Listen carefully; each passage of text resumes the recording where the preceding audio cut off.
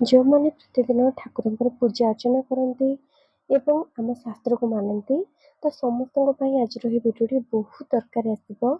ପ୍ରତ୍ୟେକ ଗୃହିଣୀମାନେ, ଛୋଟ ପିଲାମାନେ, ବୟସ୍କ ଲୋକମାନେ ସମସ୍ତେ ଆଜିର ଏହି ଭିଡ଼ିଓଟି ଦେଖିପାରିବେ। ବହୁତ କିଛି ଜାଣିବା କଥା ଆଜିର ଏହି ଭିଡ଼ିଓରେ ଆମେ ଶିଖିବା। ଆମେ ପ୍ରଥମେ ଜାଣିବା ସକାଳୁ ଉଠିବା ମାତ୍ରେ କେଉଁ 5ଟି ଜିନିଷ ଦେଖିଲେ ଘରେ ଦାରିଦ୍ର୍ୟତା ବଢ଼ିଥାଏ। ଦେଖନ୍ତୁ, ସକାଳୁ ଉଠିବା ମାତ୍ରେ ଖାଲି ହାଣ୍ଡି ଏବଂ ଖାଲି ବାଲ୍ଟି ଦେଖିବା ଉଚିତ ନୁହେଁ। ଶାସ୍ତ୍ର ଅନୁସାରେ ଖାଲି ପାତ୍ର ମାନେ ଦରିଦ୍ରତାର ପ୍ରତୀକ ଅଟେ। ତ ସକାଳୁ ଉଠିକି ଯଦି ଆପଣ ଖାଲି ଜିନିଷ ଦେଖନ୍ତି, ତାହେଲେ ଏହା ମନରେ ଅଭାବର ସଂକେତ ଯାଇଥାଏ। ରାତିରେ ଶୋଇବା ଆଗରୁ ହାଣ୍ଡିରେ ଆପଣ ପାଣି, ଟିକେ ଚାଉଳ ରଖିଦିଅନ୍ତୁ। ବାଲ୍ଟିରେ ପାଣି ଭର୍ତ୍ତି କରି ରଖନ୍ତୁ, ନହେଲେ ବାଲ୍ଟିକୁ ଆପଣମାନେ ପୁରା ଓଲଟା କରିକି ରଖିଦିଅନ୍ତୁ। କିନ୍ତୁ ସେମିତି ଉପରକୁ ରଖି ଖାଲି କରିକି କେବେ ବି ରଖନ୍ତୁ ନାହିଁ, କାରଣ ସକାଳୁ ଉଠିବା ମାତ୍ରେ ଏସବୁ ଜିନିଷ ଦେଖିଲେ ଆମ ଉପରେ ଏହାର ପ୍ରଭାବ ନିଶ୍ଚୟ ପଡ଼ୁଛି। ତାପରେ ହେଉଛି ସକାଳୁ ଉଠିବା ମାତ୍ରେ ଆଇନାରେ ନିଜ ମୁହଁ ଦେଖିବା ଉଚିତ ନୁହେଁ। ଲୋକମାନେ ସକାଳୁ ଉଠିକି ସିଧା ଆଇନାରେ ନିଜ ମୁହଁକୁ ହିଁ ଦେଖିଥାନ୍ତି। ଶୋଇବା ସମୟରେ ଆମ ଶରୀରରେ ନକାରାତ୍ମକ ଶକ୍ତି ବାହାରେ, ତ ସେହି ସମୟରେ ଆମ ମୁହଁରେ ତେଲ ଧୂଳି ଲାଗିଯାଇଥାଏ। ତ ଏହି ଅବସ୍ଥାରେ ଆଇନାରେ ମୁହଁ ଦେଖିଦେଲେ ସେହି ନକାରାତ୍ମକ ଶକ୍ତି ଆମ ଉପରକୁ ଫେରି ଆସିଥାଏ। ପ୍ରଥମେ ହାତ ଧୋଇକି, ତାପରେ ମୁହଁ ଧୋଇକି ଠାକୁରଙ୍କୁ ଦେଖନ୍ତୁ, ତାପରେ ଶେଷରେ ଆଇନା ଦେଖନ୍ତୁ। ସକାଳୁ ଉଠିକି ଲୋକମାନେ ସିଧା ପୁଣି ମୋବାଇଲ ମଧ୍ୟ ସ୍କ୍ରଲ୍ କରନ୍ତି, ମୋବାଇଲକୁ ଧରନ୍ତି ଏବଂ ଖରାପ ଖବର ମଧ୍ୟ ଦେଖନ୍ତି। ସକାଳ ସମୟଟା ହେଉଛି ବ୍ରହ୍ମ ମୁହୂର୍ତ୍ତର ସମୟ।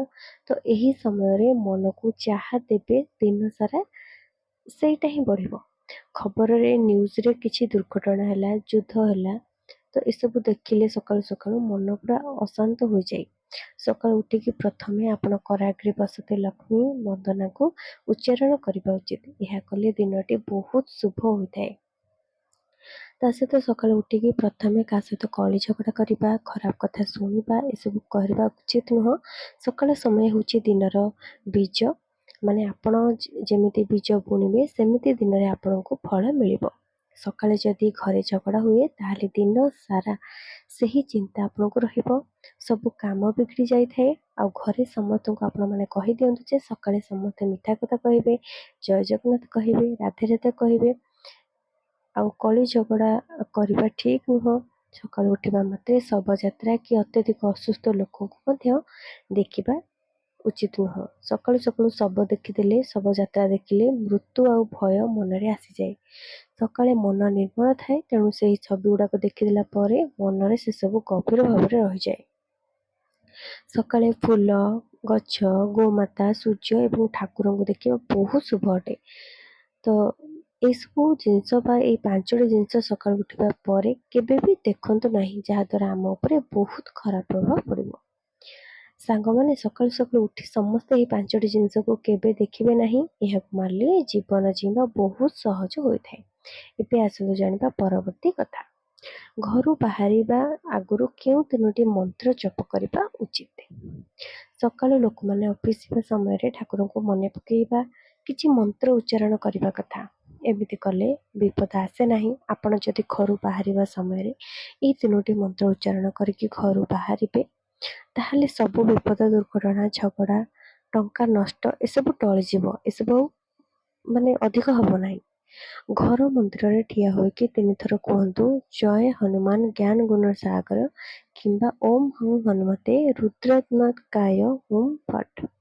ତ ଏହାକୁ ମଧ୍ୟ ଉଚ୍ଚାରଣ ଆପଣ କରିକି ଘରୁ ବାହାରିକି ଯାଆନ୍ତୁ। ହନୁମାନ ହେଉଛନ୍ତି ବଳ, ବୁଦ୍ଧି ଆଉ ସାହସର ଦେବତା। ତାଙ୍କ ନାମ ନେଲେ ଭୟ ପଳାଏ। ଶାସ୍ତ୍ର କୁହେ, ଯେଉଁଠି ହନୁମାନଙ୍କ ନାମ ସେଇଠି କୌଣସି ବି ବିପଦ ଆସିପାରେ ନାହିଁ।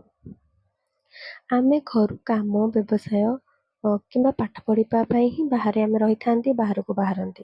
କିନ୍ତୁ ବାଟରେ ଯଦି ବାଧା ଆସେ, ଯେମିତିକି ଫାଇଲ୍ ହଜିଯାଏ, ମିଟିଂ କ୍ୟାନସଲ୍ ହୋଇଯାଏ, ଯେଉଁଟା ହେବାର ଥିବ ସେଇଟା ହୁଏ ନାହିଁ, ତ ଏସବୁ ବାଧା ହଟାଇବା ପାଇଁ ଓମ୍ ଗଂ ଗଣପତୟେ ନମଃ ଏହାକୁ ଜପ କରନ୍ତୁ।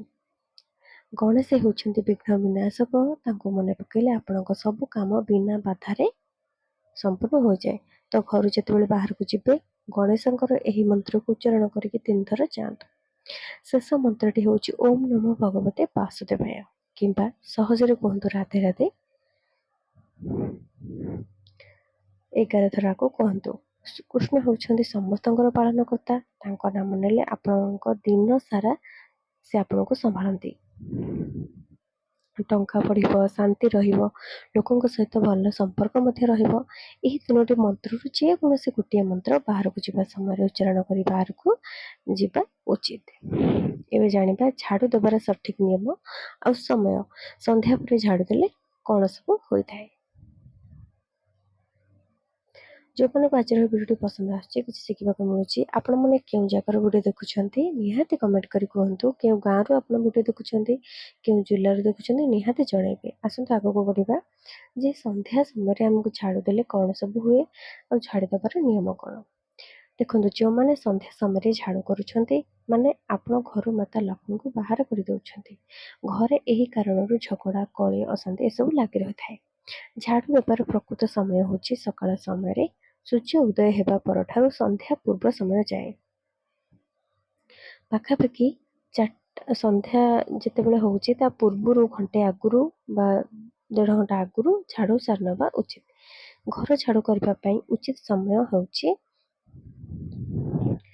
ମାନେ ସକାଳ ଯେତେବେଳେ ହେବ ସୂର୍ଯ୍ୟ ଉଇଁବେ ତା ପରଠାରୁ ସନ୍ଧ୍ୟା ପୂର୍ବ ସମୟ। କିନ୍ତୁ ଯେତେବେଳେ ସୂର୍ଯ୍ୟ ଅସ୍ତ ହେଇଯିବେ ତାପରେ ଆଉ ଝାଡ଼ୁ କରିବା କଥା ନୁହଁ। କାରଣ ସନ୍ଧ୍ୟା ସମୟରେ ସବୁ ଦେବୀ ଦେବତାମାନେ ଘରକୁ ପ୍ରବେଶ କରିଥାନ୍ତି। ମା ଲକ୍ଷ୍ମୀ ମଧ୍ୟ ପ୍ରବେଶ କରନ୍ତି। ଏହି ସମୟରେ ଝାଡ଼ୁ ଦେଲେ ମା ଲକ୍ଷ୍ମୀଙ୍କୁ ବାହାର କରିଦେବା ପରି ହୋଇଥାଏ।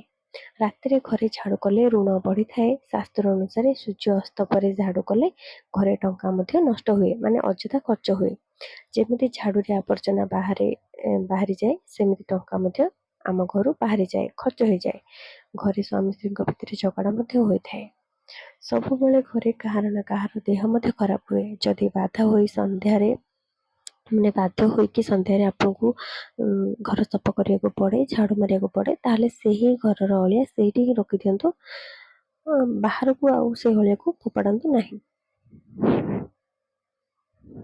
ଘର ଝାଡ଼ୁ ମାରିବା ସମୟରେ ଘରୁ ବାହାରକୁ ମାରିବେ, ବାହାରୁ ଭିତରକୁ ଝାଡ଼ୁ କରିବା କଥା ନୁହଁ। ଝାଡ଼ୁକୁ ଠିଆ କରିକି ବି ରଖିବା କଥା ନୁହଁ। ଝାଡ଼ୁଙ୍କୁ ଶୁଆଇ ରଖିବା କଥା। ସମସ୍ତଙ୍କ ନଜରରୁ ଝାଡ଼ୁଙ୍କୁ ଲୁଚେଇକି ରଖିବା ଉଚିତ, ଯେହେତୁ ଝାଡ଼ୁ ହେଉଛନ୍ତି ସ୍ୱୟଂ ମା ଲକ୍ଷ୍ମୀଙ୍କର ସ୍ୱରୂପ। ଝାଡ଼ୁଙ୍କୁ ପାଦରେ କୁଦିବା କଥା ନୁହେଁ। ଏହାଦ୍ୱାରା ମା ଲକ୍ଷ୍ମୀଙ୍କର ଅପମାନ ହୋଇଥାଏ। ଯଦି ଝାଡ଼ୁ ଅଧିକ ପୁରୁଣା ହେଇଗଲାଣି, ଛିଣ୍ଡିଗଲାଣି, ତାହେଲେ ନଦୀରେ ଏହାକୁ ବହି ଯାଉଥିବା ନଦୀ ଜଳରେ ଏହାକୁ ବିସର୍ଜନ କରିଦେବା କଥା। ଝାଡ଼ୁକୁ କେବେ ପୋଡ଼ିବା କଥା ନୁହଁ। ଯେଉଁମାନେ ଝାଡ଼ୁ ପୋଡ଼ୁଛନ୍ତି ଏଟାକୁ ଧ୍ୟାନ ଦିଅନ୍ତୁ। ଏବେ ଜାଣିବା ରୋଷେଇ ଘରେ ସବୁବେଳେ କେଉଁ 5ଟି ଜିନିଷ ରଖିବା କଥା, ଯାହାକି ଏମିତି ସବୁ କ'ଣ ଆମେ କାମ କରିବା ଯାହାଦ୍ୱାରା ଘରେ ଅନ୍ନପୂର୍ଣ୍ଣାଙ୍କ କୃପା ଆମକୁ ମିଳିବ। ଦେଖନ୍ତୁ, ରୋଷେଇ ଘରର ଉତ୍ତର ପୂର୍ବ କୋଣରେ ଗୋଟେ ଲାଲ ରଙ୍ଗର କପଡ଼ାରେ ମୁଠେ ଚାଉଳ ଆଉ ଗୋଟେ କଏନ୍କୁ ପୁଟୁଳି କରି ବାନ୍ଧି ରଖିବା କଥା। କାହିଁକି ନା ଚାଉଳ ହେଉଛି ଅନ୍ନର ପ୍ରତୀକ ଆଉ ଟଙ୍କା ହେଉଛି ଧନର ପ୍ରତୀକ। ଏଇଟା କଲେ ଘରେ ଖାଇବା ଆଉ ଟଙ୍କାର ଅଭାବ ହୁଏ ନାହିଁ। ଯଦି ଆପଣମାନେ ଏମିତି ଉପାୟ କରିବେ, ଘରେ କେବେ ଟଙ୍କାର ଅଭାବ, ଖାଇବାର ଅଭାବ ହେବ ନାହିଁ। ରୋଷେଇ ଘରେ ଗୋଟେ ଛୋଟ ତମ୍ବା କଳସରେ 2ଟି ତୁଳସୀ ପତ୍ର ପକେଇକି ରୋଷେଇ ଘର କୋଣରେ ରଖନ୍ତୁ। ତମ୍ବା ପାଣି ତମ୍ବା ଯେଉଁ ପାତ୍ର ଅଛି ସେଟା ପାଣିକୁ ଶୁଦ୍ଧ କରେ ଆଉ ତୁଳସୀ ନକାରାତ୍ମକତାକୁ ଦୂର କରେ। ଏଇ ପାଣି ଆପଣ ପ୍ରତିଦିନ ବଦଳିବା କଥା। ଯେଉଁ ତମ୍ବା ପାତ୍ରରେ ଆପଣ ଜଳ ରଖିବେ ପ୍ରତିଦିନ ବଦଳେଇକି ଆପଣ ରଖିବେ। ଏଇଟା କଲେ ମା ଅନ୍ନପୂର୍ଣ୍ଣା ଖୁସି ହୁଅନ୍ତି ଆଉ ଘରୁ ରୋଗ ମଧ୍ୟ ନଷ୍ଟ ହୁଏ। ରୋଷେଇ ଘରେ ଲୁଣ ସବୁବେଳେ ରଖିବା ଉଚିତ। ଲୁଣର ଅଭାବ କେବେ ବି ରୋଷେଇ ଘରେ ରହିବା କଥା ନୁହଁ। ସବୁବେଳେ ଲୁଣ ରହିବା ଦରକାର। ଲୁଣକୁ ପ୍ଲାଷ୍ଟିକ ଡବାରେ ରଖିବା କଥା ନୁହଁ। ଲୁଣକୁ କାଚ ପାତ୍ର କିମ୍ବା ମାଟି ପାତ୍ରରେ ସବୁବେଳେ ରଖିବା କଥା। ଲୁଣକୁ କେବେ ଖୋଲାରେ ମଧ୍ୟ ରଖିବା କଥା ନୁହେଁ। ଶାସ୍ତ୍ର କୁହେ ଲୁଣ ନକାରାତ୍ମକ ଶକ୍ତିକୁ ଶୋଷି ନିଏ। ଏଇଟା ରଖିଲେ ସ୍ୱାମୀ ସ୍ତ୍ରୀଙ୍କ ଝଗଡ଼ା ମଧ୍ୟ କମ୍ ହୁଏ। ଲୁଣକୁ କେବେ ସାରିବାକୁ ଦିଅନ୍ତୁ ନାହିଁ। ରୋଷେଇ ଘରେ ମା ଅନ୍ନପୂର୍ଣ୍ଣାଙ୍କ ଗୋଟିଏ ଫଟୋ ନିଶ୍ଚୟ ରଖନ୍ତୁ। ମା ଅନ୍ନପୂର୍ଣ୍ଣା ହେଉଛନ୍ତି ଖାଦ୍ୟର ଦେବୀ। ତାଙ୍କ ଫଟୋ ରୋଷେଇ ଘରେ ରଖିଲେ କେବେ ଖାଦ୍ୟର ଅଭାବ ହୁଏ ନାହିଁ। ରୋଷେଇ କରିବା ପୂର୍ବରୁ ମାଙ୍କୁ ପ୍ରଣାମ କରି ରୋଷେଇ କରିବା କଥା। ଏମିତି କଲେ ଘରେ କେବେ ଖାଦ୍ୟର ଅଭାବ ରହିବ ନାହିଁ। ଆଶା କରୁଛି ଆଜିର ଏହି ସୁନ୍ଦର ସୁନ୍ଦର କଥା ଗୁଡ଼ିକ ଆପଣଙ୍କ ମନକୁ ନିଶ୍ଚୟ ଛୁଇଁଥିବ। ଆଉ ଯଦି ଆପଣମାନଙ୍କୁ ଭିଡ଼ିଓଟି ଭଲ ଲାଗିଛି, କିଛି ବି ମାତ୍ରାରେ 1% ବି ଭଲ ଲାଗିଛି ଆଉ କିଛି ଶିଖିବାକୁ ମିଳୁଛି ତାହେଲେ ନିଶ୍ଚୟ କମେଣ୍ଟରେ କହିଦିଅନ୍ତୁ ଆପଣମାନେ କେଉଁଠୁ ଦେଖୁଛନ୍ତି ମୋ ଭିଡ଼ିଓକୁ। ଆଉ ଯଦି ଆପଣମାନେ ଆଜିର ଏହି ଦିନରେ ଜୟ ଜଗନ୍ନାଥ କେଉଁଠି ବି କହିନାହାନ୍ତି କମେଣ୍ଟରେ ନିଶ୍ଚୟ କହିଦିଅନ୍ତୁ। ଏମିତି ଶିକ୍ଷଣୀୟ ଭିଡ଼ିଓ ପ୍ରତ୍ୟେକ ଦିନ ଦେଖିବା ପାଇଁ ଆମ ଚ୍ୟାନେଲକୁ ସବସ୍କ୍ରାଇବ୍ ମଧ୍ୟ ଆପଣମାନେ କରିପାରିବେ। ଆଜି ପାଇଁ ଏତିକି ରହିଲି। ଜୟ ଜଗନ୍ନାଥ। ଧନ୍ୟବାଦ।